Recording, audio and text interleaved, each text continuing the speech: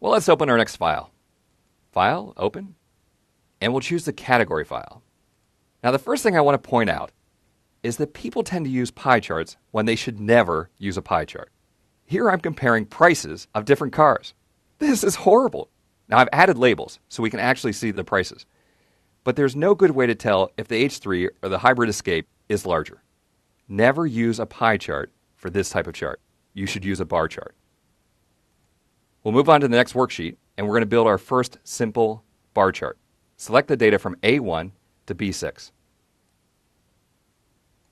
On the Insert tab, open the Bar dropdown and choose 2D Bar. Bar charts are most powerful when they're sorted in either ascending or descending sequence. Even after the chart is created, we can go back to the original data set and sort it.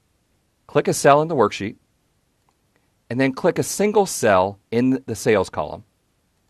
On the Data tab, click the A to Z button to sort ascending. Now it's interesting, we sorted the data in ascending order, but it shows up in the chart in descending order.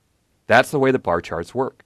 The first item in your spreadsheet generally shows up as the last item in the bar chart. Keep that in mind, sort your data in ascending order, and you'll have a great comparison to show how the categories differ. Now let's move on to the clustered worksheet. Here's an interesting situation where we have a bar chart, but we've added a second series to actually add a time component. We're primarily focused on this year, that's why I made those bars dark. But I added a second series in a light-colored bar in order to give us a reference to show whether the numbers are increasing or decreasing from last year. Let's hit Page Down and we'll build this chart together. Choose the data from A26 through C31. On the Insert ribbon, open the Bar dropdown, and we don't want a stacked bar, we want the clustered bar. We'll have to do a little bit of formatting to really put the emphasis on the current year. Choose one of the red bars. On the Format tab, under Shape Fill, choose a dark color. Now click on one of the blue bars.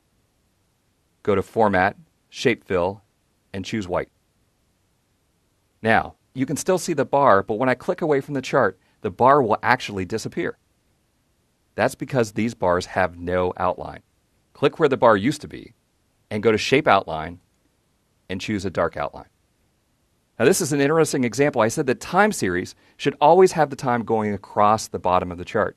But here we primarily have a category chart, and the time component is really just to give us a reference of whether things changed from last year to this year, and so the time actually goes down the chart. Let's move on to the next worksheet.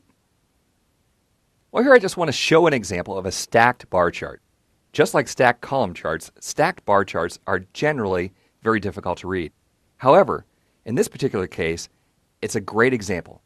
We're interested in the first series. That series in column B is the laser cost, and the point of the chart is how one competitor has a significant advantage in that component.